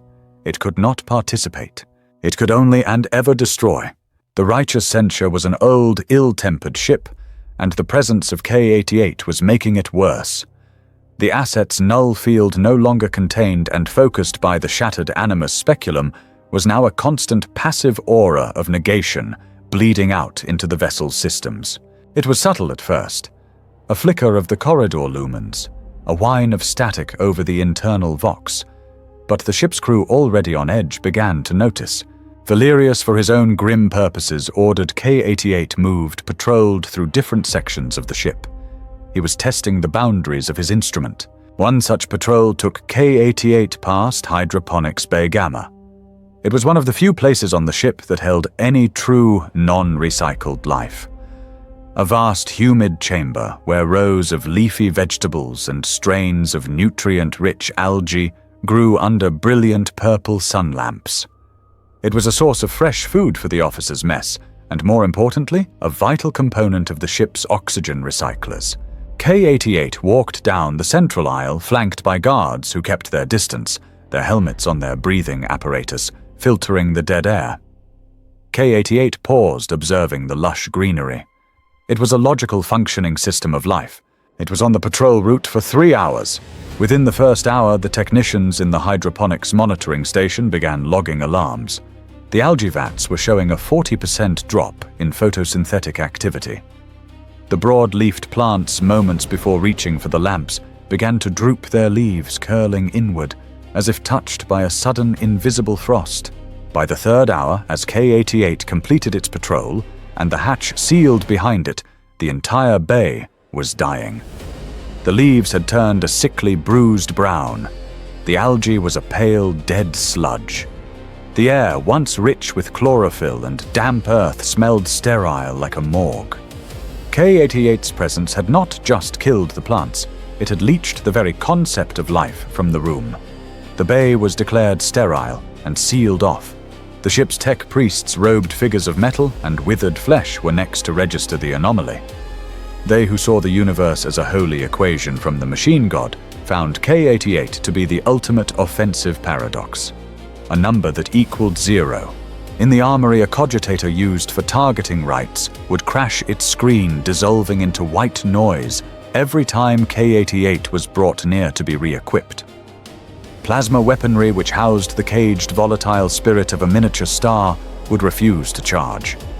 Their containment fields would flicker and fail the holy machine spirits within them, shrieking in static, going dormant, refusing to wake until the asset was removed. It is an affront, a crimson-robed magos declared to Valerius, his voice a burst of binary cant. The asset's presence is anathema to the omnisire. Its non-existence creates a statistical noise that corrupts the pure logic of the machine spirit. It is blasphemy in form. It must be contained. Valerius had simply smiled. It is a tool, magos, just like your augmetics. Do not confuse its function with its form. It is working perfectly. But the Inquisitor's cruelest test was yet to come. The censure was preparing for a warp jump, a process that required the full, unfiltered power of the ship's navigator. The navigator's sanctum was high in the ship, a sealed, protected tower, its inner chambers saturated with incense and psychic bafflers. Valerius, flanked by Hecto and 2 other stormtroopers, brought K-88 to the great bronze-sealed door of the sanctum. The asset was ordered to stand unmoving before the portal. Inside the navigator, a mutant of the Navis Nobilite was preparing. He was opening his 3rd warp eye, peering into the chaotic tides of the Imperium to chart a safe course. The moment K-88 arrived, the navigator screamed. It was not a human sound. It was a psychic, soul-tearing shriek that blasted over the ship's internal comms, overriding all other signals. Blind I am blind, it is gone. A hole in the sea, it drinks the light. Inside the chamber, the navigator was thrashing on his throne, his robed attendants recoiling in terror. His third eye, usually a glowing orb of raw warp energy, had snapped shut. It was not just closed, it was sealed as if cauterized by the proximity of the absolute null field on the other side of the door. The Imperium, his entire world, had vanished, replaced by an agonizing, cold, black void. He could see nothing. "My lord," Hector set his hand on his bolt pistol as the ship's alarm klaxons began to blare. "The ship. We will be lost. The navigator is panicking." Old Valerius ordered, his face rapt, fascinated by the pure, unfiltered terror in the navigator's psychic screams. He was measuring the asset's effective range. A few moments more. "It is here!" The navigator shrieked, his voice bubbling with bloody froth. The god-empty thing, it is at the door. Kill it, kill it." The bronze door began to buckle, glowing hot, as the navigator, in his madness, tried to incinerate the thing outside. "Sufficient," Valerius said calmly. "Asset K, withdraw. Hector, secure the asset. Send in the pacification squad to the sanctum." K-88 turned its movements smooth and unhurried. It walked away from the door, the psychic screaming slowly subsiding as its null field withdrew. It was another equation solved. Its presence, even through a meter of sanctum-grade plasteel and psychic baffling, was enough to blind the one man who could guide them through the warp. K-88 was not just a weapon against Psykers. It was a weapon against the very fabric of Imperial travel. It was a threat to everything. And Valerius now knew exactly how potent his weapon truly was. The target was Planetary Governor Cephas of Vordel IV, or rather, the thing that was wearing his skin. In an Auspex-shrouded observation chamber, high in an adjacent spire, Valerius watched a dozen grainy pict feeds of the governor's throne room. The man himself had not been seen in 60 days, but his chambers. His chambers throbbed in the psychic spectrum, a dull, rotten pulse of corruption. "My lord," Sergeant Hector reported, his voice a low growl. "My squads are in position. We have breaching charges on every entry point to the inner sanctum. We can be inside in 10 seconds. "You will do no such thing," Sergeant Valerius replied, not taking his eyes from the screens.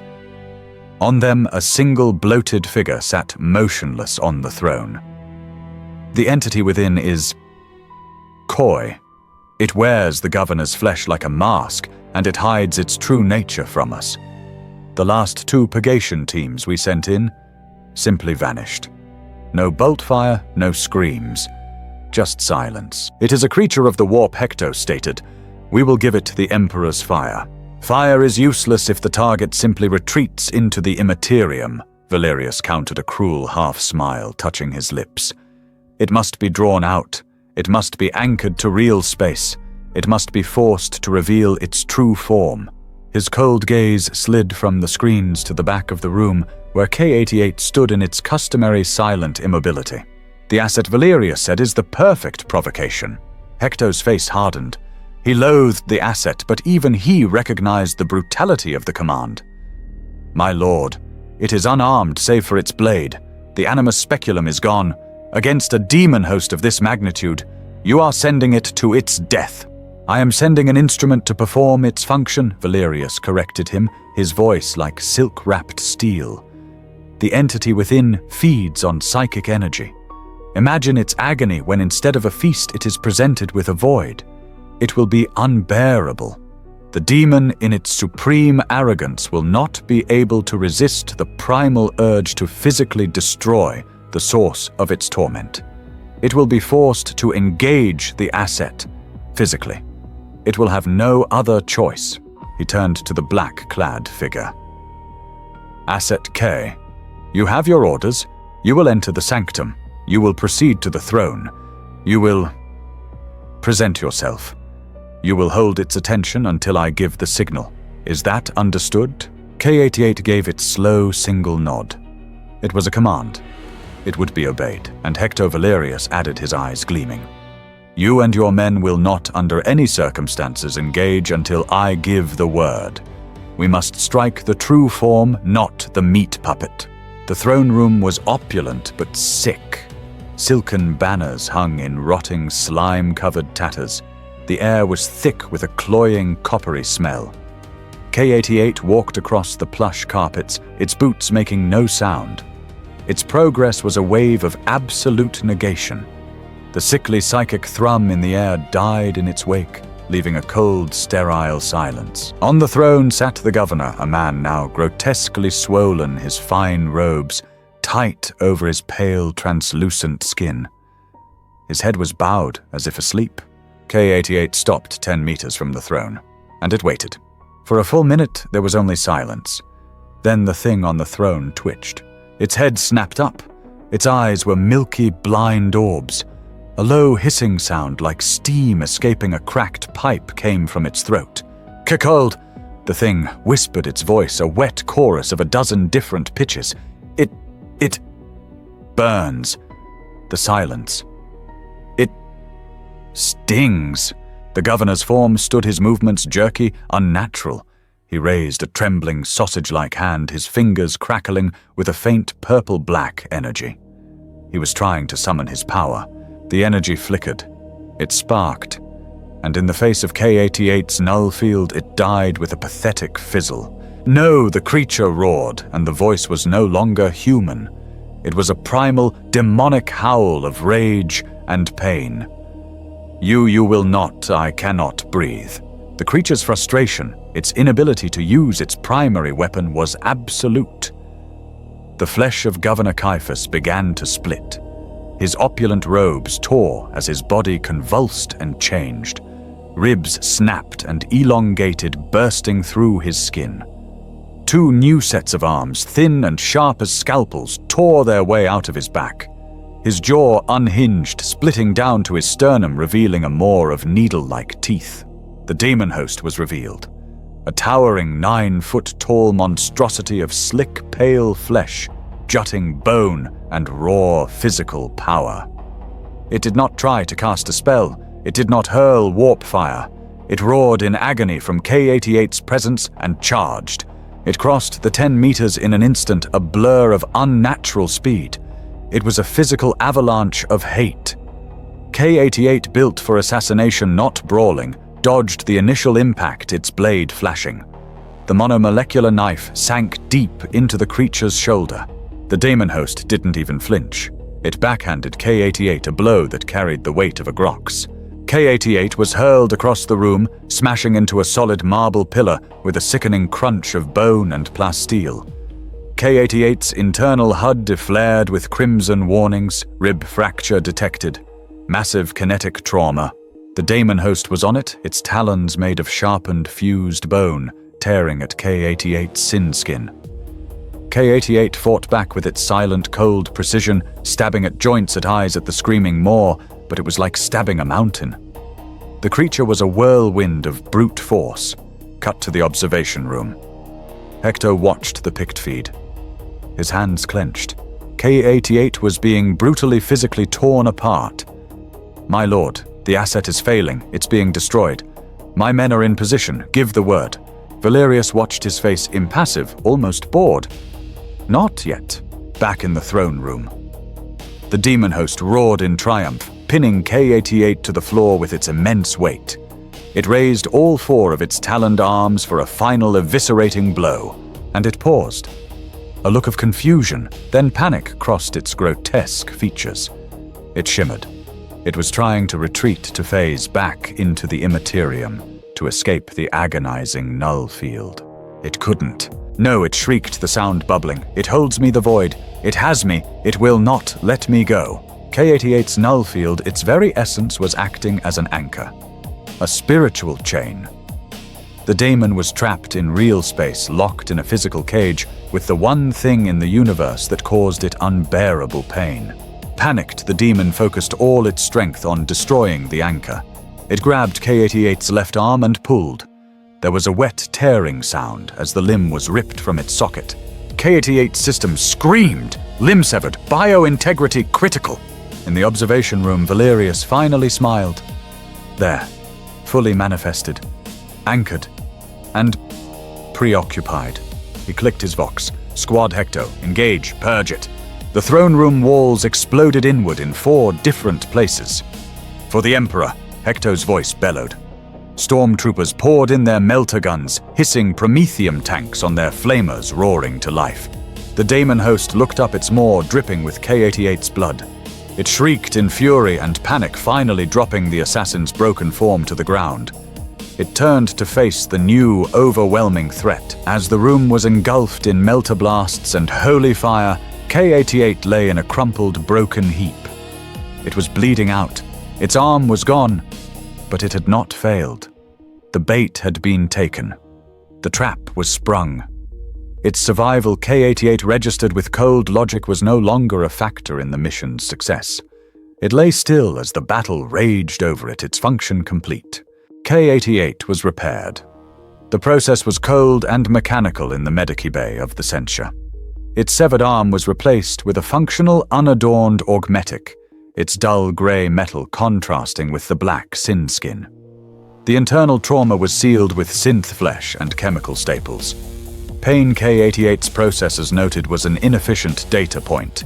It was registered, logged, and then ignored. The instrument was functional once more. The next deployment was on the war-torn shrine world of Sanctia Minor. The world was not just fighting heretics, it was collapsing. Reality itself was bleeding. Hector's squad, with Valerius in command, moved through the ruins of a basilica. The air was not still. It vibrated as if to the thrum of a giant, unseen heart. The stones of the floor were soft, rippling like liquid under their boots. Colors were wrong.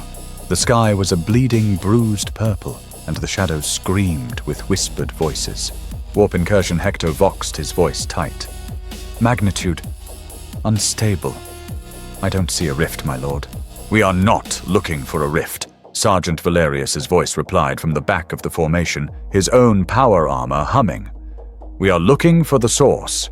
They found it in the crypt. It was a child. A girl no older than 8. She was huddled in the wreckage of a saint's tomb, her small body wrapped in a tattered pilgrim's robe. She was weeping, her hands pressed over her eyes, and the world was breaking apart around her. With every sob, the stone walls wept blood. With every whimper, the shadows in the corners grew teeth and snapped at the air. A phantom choir of the dead shrieked in time with her frantic heartbeat. She was not a willing heretic. She was an untrained, uncontrolled, alpha-level psyker, a psychic bomb of pure, terrified innocence, and her grief was tearing a hole in the universe. The stormtroopers froze. Their weapons, trained to kill monsters, hesitated before the small, weeping form. Throne! One of them whispered, his faith wavering, as the floor beneath him tried to turn into grasping, spectral hands. It's just a child. Valerius stepped forward, his face a mask of cold pragmatism.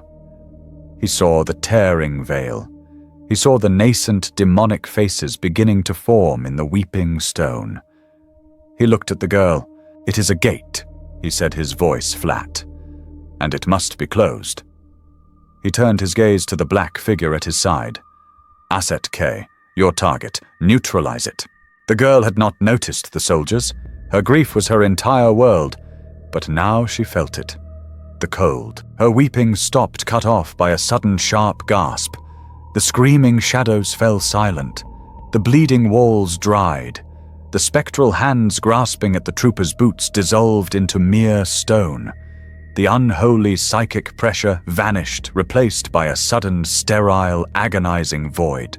The girl looked up.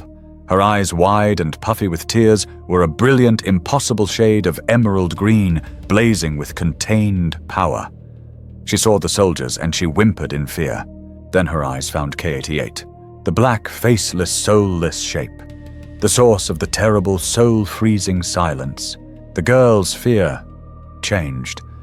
It was still there, but beneath it was a flicker of something else. Recognition, curiosity. She tilted her head, her expression one of profound, childlike confusion. She was the ultimate positive in the room. K-88 was the ultimate negative. They were two perfect, impossible opposites. She wasn't just afraid, she was transfixed by the one thing in the universe that was as loud in its silence as she was in her power. You're cold, she whispered, her small voice echoing in the sudden quiet. "You're empty." K-88 began to walk toward her. The command had been given. "No," Hector said, his voice low, his hand half raised. "My lord, wait. It's a child.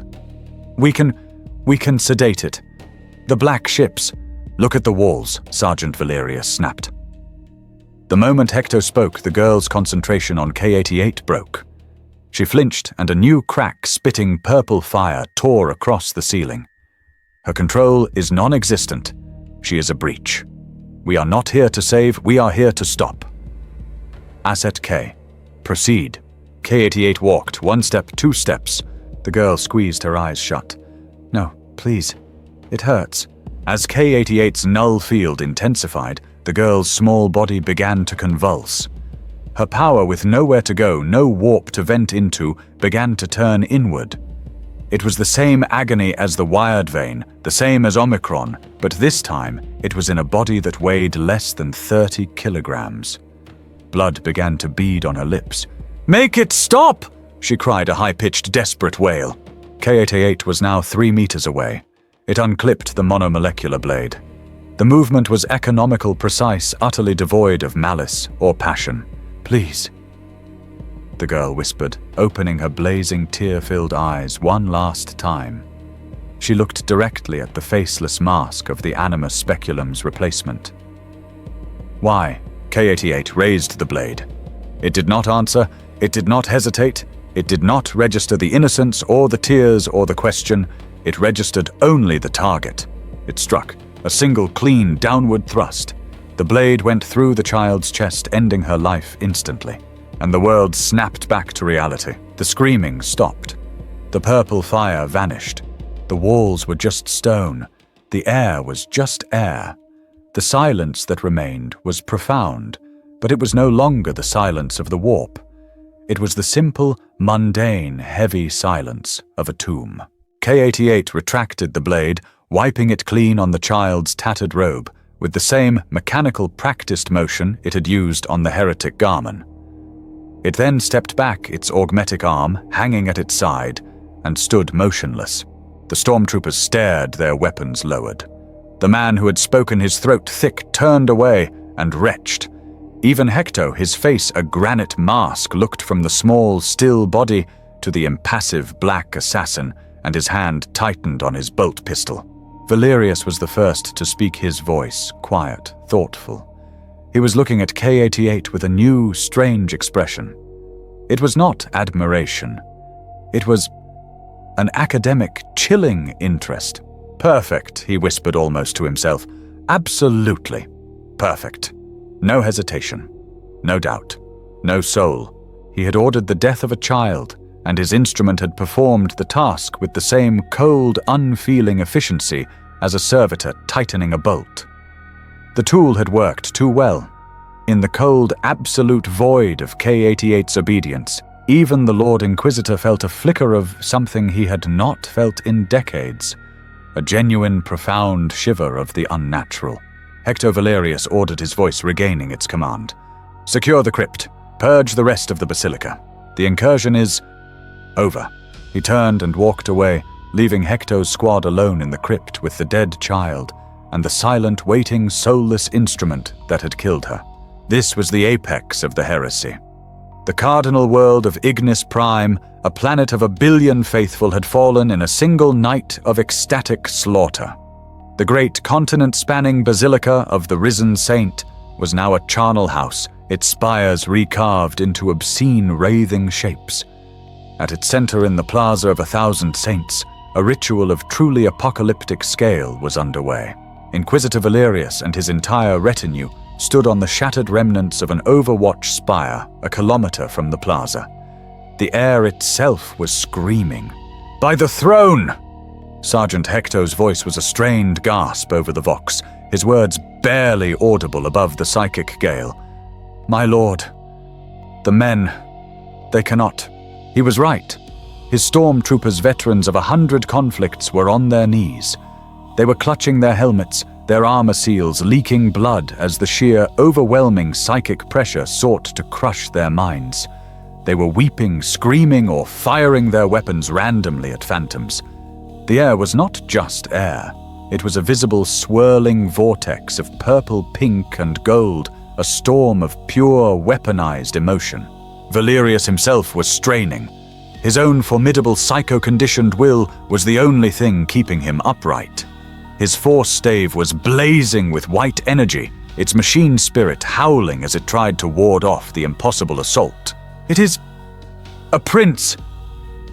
Valerius grunted his face, pale sweat and blood mixing on his brow. A demon prince. A lord of Slaanesh. It is manifesting. In the center of the plaza, the sky had torn open. It was not a rift. It was a gaping, weeping wound in reality. And from it, a form of terrible, graceful beauty and absolute horror was emerging. The Keeper of Secrets. It was a tower of slender limbs, crowned with a regal horned head, its multifaceted eyes gazing at its new, conquered world with an expression of sublime arrogance. It let out a sound, a chord of pure, ecstatic agony, and the last of Hector's men collapsed, their minds broken, their bodies convulsing in a rictus of terrible joy. The entire inquisitorial force was paralyzed, frozen, trapped in a psychic web of exquisite torment. All except one. K-88 stood impassive, the augmetic arm at its side, its faceless mask staring at the vortex. The psychic tsunami, the wave of pure, distilled sensation and emotion that had crippled an entire company, washed over it.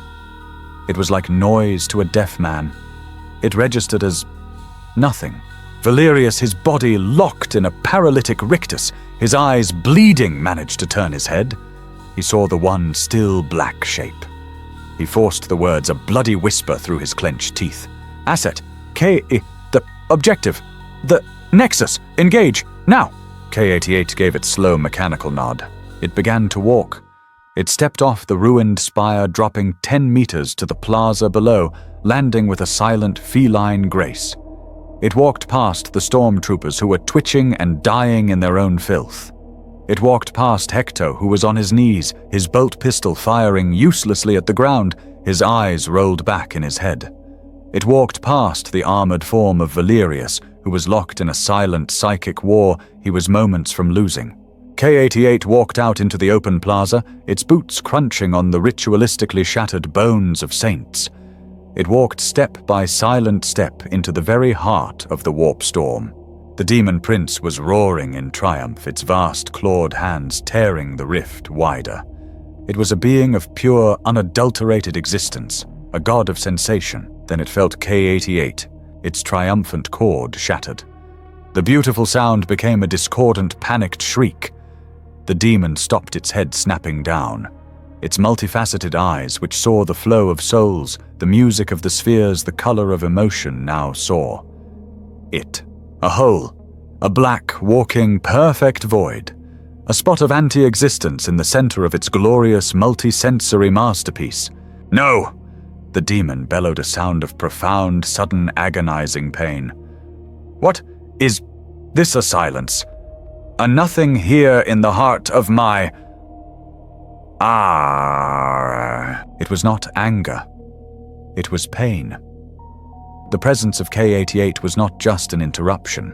It was an active, corrosive poison. The raw warp energy, the very soul stuff the demon was pouring into the world, was being drained. The null field, no longer buffered by an animus speculum, was a raw, passive, limitless siphon. The air around K-88 became a vacuum, sucking in the purple light, the screaming phantoms, the very power of the ritual. The great rift above their heads flickered. "It burns!" the demon shrieked, recoiling, one of its physical hands raising to shield its eyes from the sight of the blank. This was not a battle of blades. It was a battle of concepts, the ultimate something versus the ultimate nothing. The Keeper of Secrets, a being of near infinite psychic power, was helpless. Its every attack, its every wave of terror, its every pulse of ecstatic pain simply dissolved. It was screaming into a vacuum. It did the only thing it could. It bellowed in rage and lunged its physical form, a 30-foot-tall colossus of pale flesh and chitin, crossing the plaza to destroy the source of its pain physically. K-88's blade was in its hand. It dodged the first sweeping, scything blow. The claw as large as an ogrin smashed the stone where K-88 had stood. The assassin moved with its silent, fluid precision, its augmetic arm propelling it up the creature's side. It drove its monomolecular blade into the demon's thigh. The blade, which could cut through plasteel, scraped on the demonic hide and skittered off. The creature was half real, half idea, and its form was not so easily broken. It backhanded K-88. The blow was immense. K-88 was hurled through the air, smashing into the ruins of an altar, its new augmetic arm torn and sparking its body broken. The Demon Prince loomed over it, its beautiful, terrible face contorted in a mask of agony and fury. "I will unmake you whole," it roared, raising its great physical claws for the final blow. K-88 lay in the rubble. Biointegrity critical, multiple internal fractures. The mission was failing. The command was neutralize the psychic threat. The demon was the threat. K-88's blade had failed. Its body was broken, but its essence was the true weapon. As the demon's claws descended, K-88 did not try to dodge. It did not try to block. With the last of its strength, its augmetic arm grinding, it lunged. Not away, toward. It drove itself up under the claws inside the creature's guard. It pushed itself, its entire body, its entire void, flat against the chest of the Demon Prince. It rammed its sparking augmetic hand, its human hand, its faceless helm, its entire being of absolute nothing, against the pure, raw soul stuff of the demon. Contact. The absolute soulless met the absolute soul. There was no explosion. There was an implosion. A flash of perfect, utter blackness radiated from the point of contact, a silent shockwave of negation. The universe for a single terrifying instant could not compute the paradox. The Demon Prince screamed. It was not a roar of pain, it was the sound of a god being deleted. Its physical form, its connection to the warp, its very idea was being unmade by the contact. The creature's body did not burn, it dissolved. It turned to black ash, its form collapsing in on itself. The energy of the ritual, its master gone, the rift collapsing, snapped back into the Imperium like a severed artery. With a final silent thump, the wound in the sky slammed shut. The purple light was gone. The screaming was gone. The pressure was gone. The mundane, smog-choked, silent sky of Ignis Prime returned. In the center of the plaza, surrounded by a circle of black ash, K-88 knelt. Its augmetic arm had been fused into a slagged, molten wreck by the backlash. Its sin skin was smoking. It was broken, but it was functional. The demon was gone, banished. The ritual was neutralized. K-88 remained kneeling a void in the center of the devastation, waiting for the next command. The silence that fell over the plaza of 1,000 saints was not peace. It was a vacuum.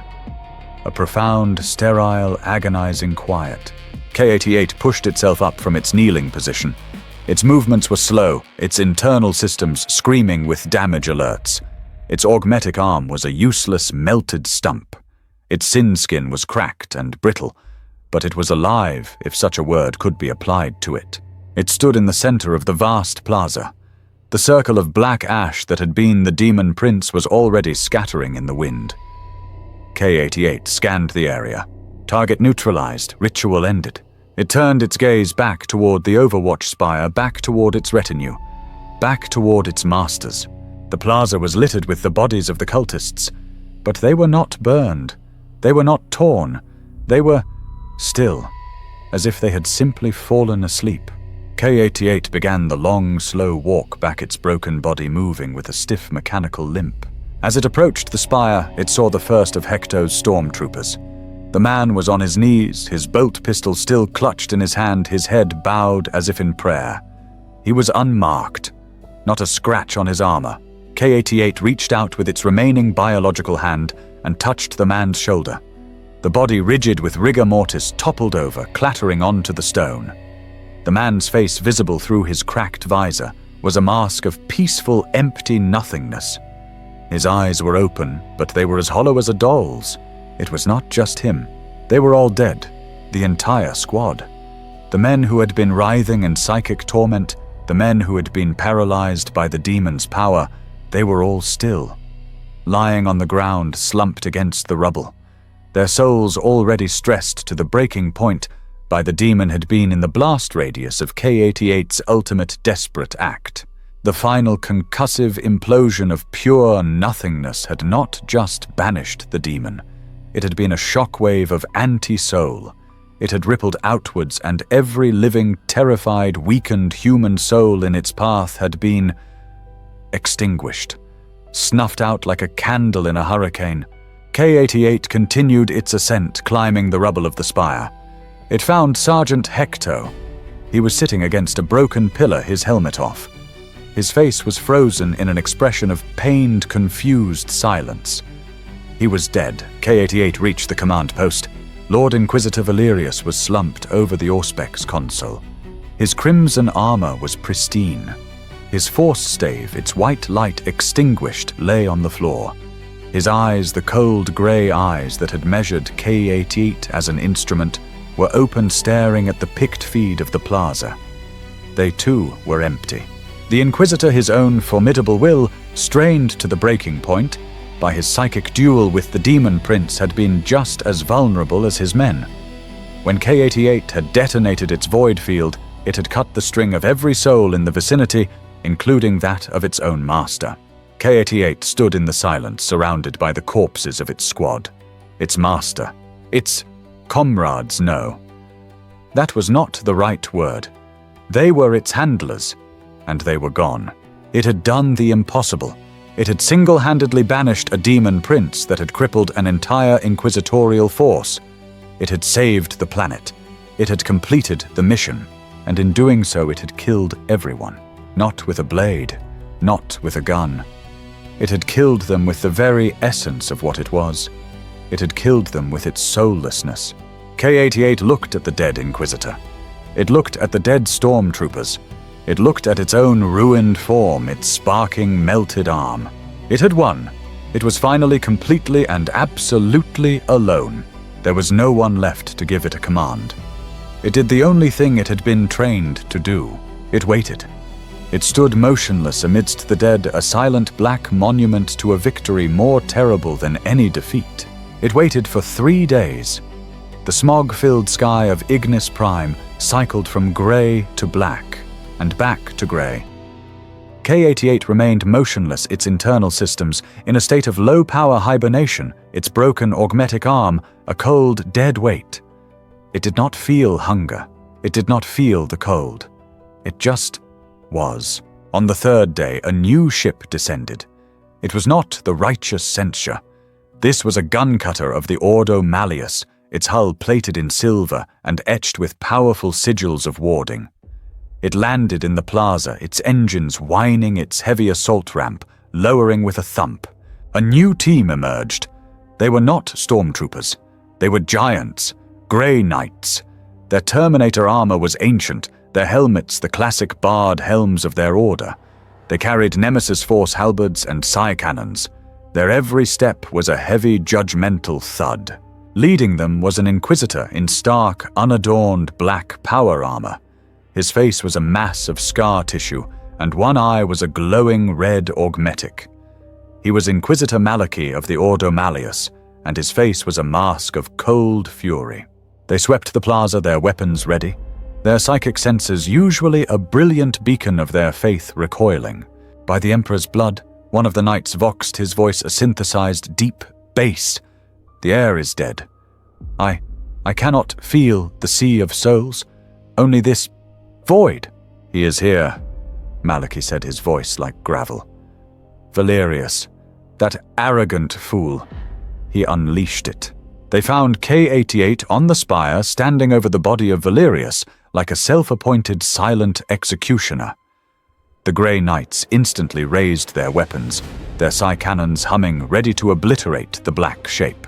Hold, Maliki ordered. He walked forward, his own hand on his sidearm, but his movements were cautious.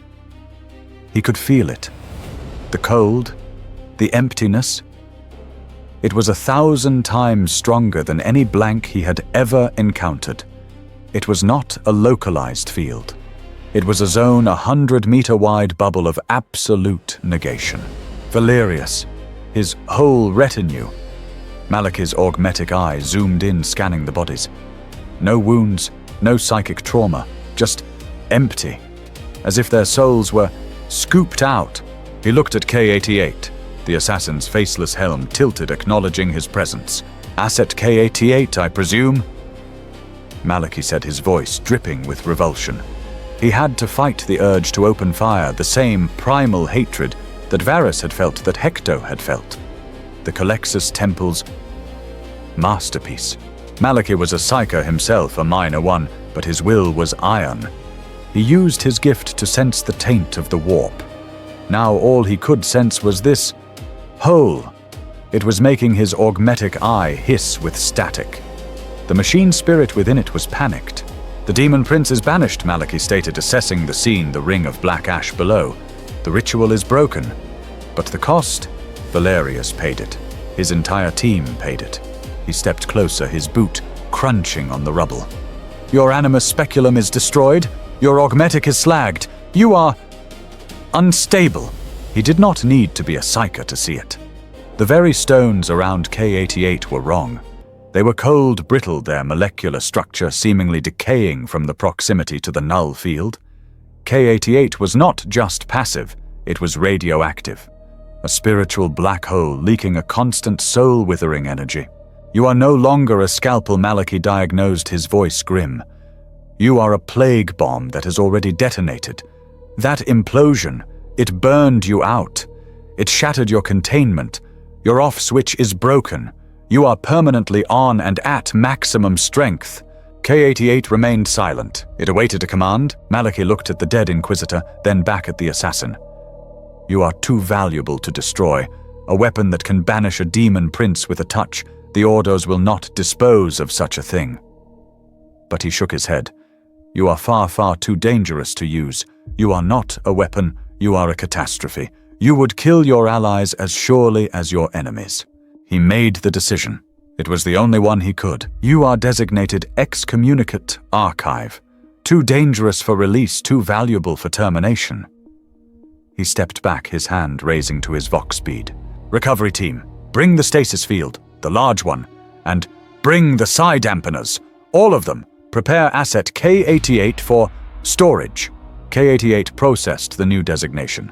Archived asset. It did not protest. It did not move. It had a new command. Be stored. The Grey Knights moved in, their every motion radiating disgust. They did not touch K-88. They brought forward a heavy humming generator and a wide-field stasis projector. They were treating K-88 not as a person, not even as an assassin, but as an unexploded bomb. "May the Emperor have mercy on us," Malachi muttered, "for what we are about to lock away." The journey back was in a ship designed for one purpose: containment. K-88 was not transported in a cell, but in a mobile stasis field, a shimmering blue bubble of frozen time that hummed with terrifying power. Its null field, even in stasis, was so potent that it caused the ship's Geller field to flicker, forcing the vessel to make a dozen short, dangerous micro-jumps, its crew living in constant terror. K-88 was not taken to a Culexus temple. They were far too dangerous for that, now a contamination even to its own kind. It was taken to a place known only as the Darkhold.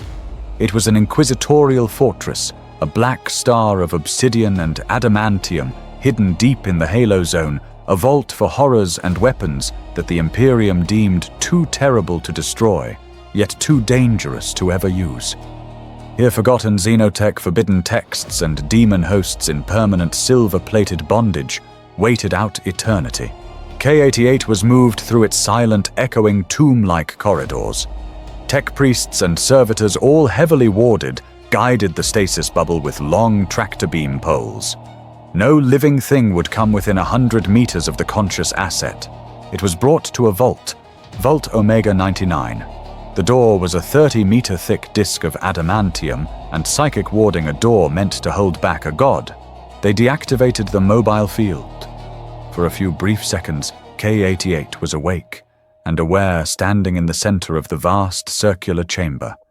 Its faceless helm scanned its new permanent cell. The walls were etched with glowing runes of containment. There were no lights, no air, no sound. It was a perfect sterile tomb.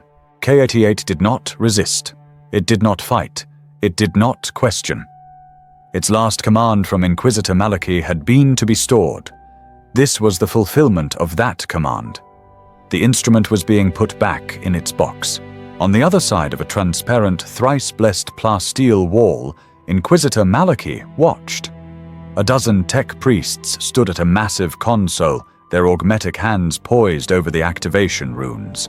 "May the God Emperor forgive us," Malachi whispered, his voice dry. "May he forgive us for what we have made, and for what we now hide." He nodded. "Activate." A tech priest chanted in binary, his voice a crackle of static. He slammed his hand down on the master rune. From the floor and ceiling of the vault, emitters of ancient unknown design hummed to life. A field of brilliant temporal energy far stronger than the mobile unit enveloped K-88.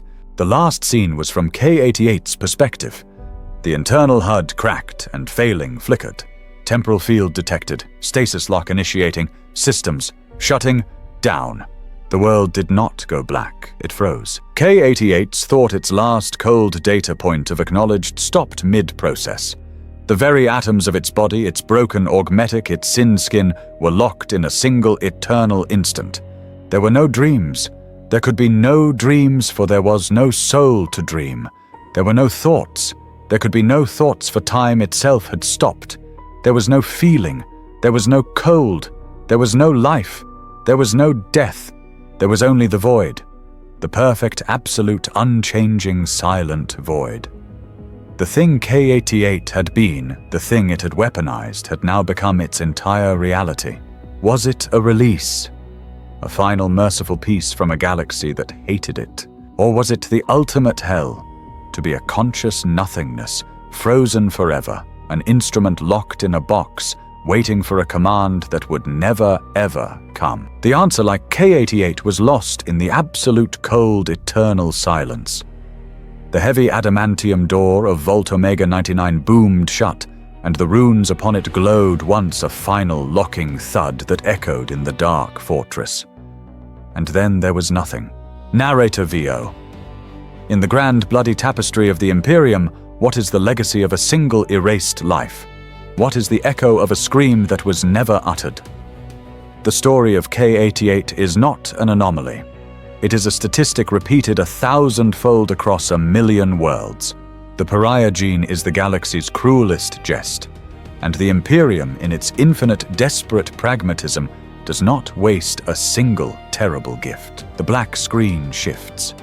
We see a fleeting, ghostly image, a line of silent, bronze-armored women, their faces hidden by featureless helms standing guard before the massive golden gates of the Imperial Palace. Their mouths are stitched shut. Narrator VO. They are the Sisters of Silence, the anathema Secana.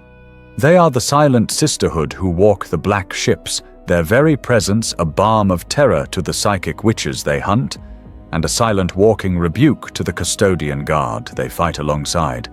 They are the left hand of the Emperor, the soulless gauntlet that guards the master of mankind from the horrors of the warp he holds at bay. They are the void that protects the light. The image dissolves. We see another darker shape, a Colexus assassin identical to K-88 materializing from the shadows of a heretic's temple. Its single cyclopean eye glows with siphoned power.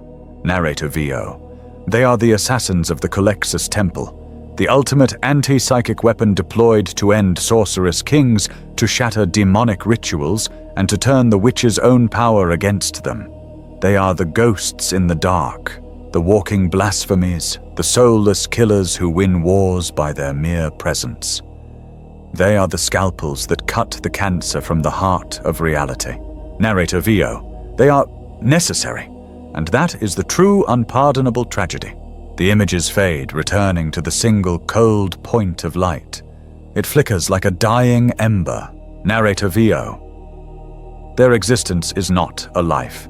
It is an involuntary sacrifice. It is a destiny of suffering. They are born into a world that recoils from their very touch. They are hated by their mothers, despised by their comrades, and loathed by the very citizens they are forged to protect. They crave connection, but their touch is poison. They crave peace, but their presence is a weapon. They are surrounded by the warmth of faith, hope, and humanity, but they are doomed to an eternity of cold, absolute isolation. Narrator VO. They save mankind from the demon, but mankind sees them as a different, more chilling kind of monster. They are the guardians against the horrors of the Imperium, yet they are the one true anathema to the holy light of the Emperor. They are the ultimate paradox, the soulless dying to protect the soul of the Imperium. The final point of light on the black screen does not burn out. It is snuffed.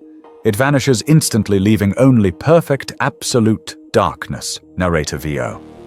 And so we are left with the final Grimdark question. In a galaxy defined by the soul, where faith is a shield and psychic power is a sword, where the Imperium is the ultimate all-consuming threat and the source of all divine power, what then is the fate of the one who has neither? The one who is an emptiness where a soul should be? A long, heavy silence. Narrator VO. They are not heroes. They are not villains. They are a condition of the universe. They are the curse that is also the cure. They are the necessary, agonizing walking void. And in their cold, silent, hollow existence, they are perhaps the most accurate reflection of the Imperium of man itself. Narrator VO. A universe with no hope. A universe with no peace. A universe with nothing but war. And the agonizing, empty, terrible silence that follows. Fade to black.